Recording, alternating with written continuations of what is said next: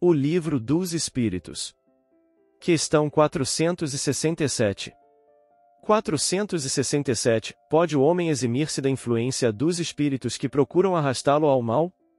Pode, visto que tais espíritos só se apegam aos que, pelos seus desejos, os chamam, ou aos que, pelos seus pensamentos, os atraem.